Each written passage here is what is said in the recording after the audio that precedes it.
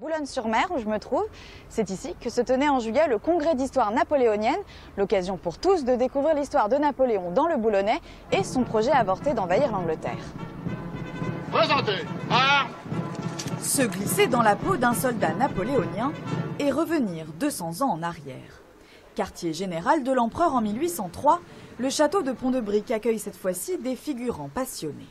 Je suis le général Bertrand, compagnon de Napoléon à Sainte-Hélène. Donc j'ai connu l'empereur, Bertrand a connu l'empereur pendant 25 ans à ses côtés. Donc c'est un grand personnage de l'Empire. J'ai voulu reconstituer l'uniforme tel que le portait Bertrand dans le camp de Boulogne.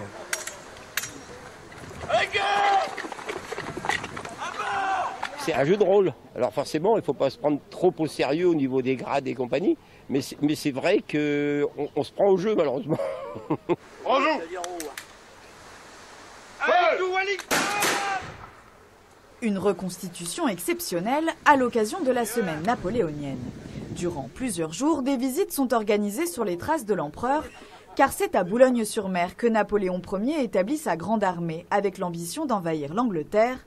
Sur la côte, les vestiges de son passage sont encore nombreux, à commencer par le fort de l'Eure, construit en 1803 pour protéger le camp militaire.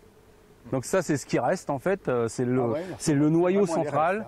En 1940-42, les Allemands vont construire une plateforme en béton pour y installer une batterie anti-aérienne. Voilà. Donc il n'a plus du tout son visuel d'origine. Absolument. J'ai toujours été fasciné par l'épopée napoléonienne, pourtant je suis suisse, mais je trouve que c'est fascinant. Puis c'est la première fois que j'ai vu aujourd'hui la côte anglaise depuis la France. Puis on se rend bien compte que l'entreprise qui consistait à tenter d'envahir l'Angleterre à l'époque de Napoléon Ier, c'était vraiment une tentative qui était compliquée.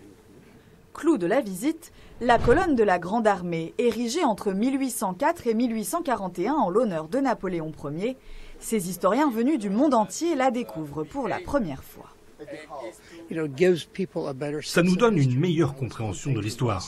C'est une chose de regarder un film à la télé, mais c'est autre chose de l'expérimenter pour de vrai, de se dire que c'est ici qu'était Napoléon, qu'il regardait au large vers la Manche. C'est excitant, amusant, émouvant et éducatif en même temps. C'est absolument merveilleux car les choses prennent vie.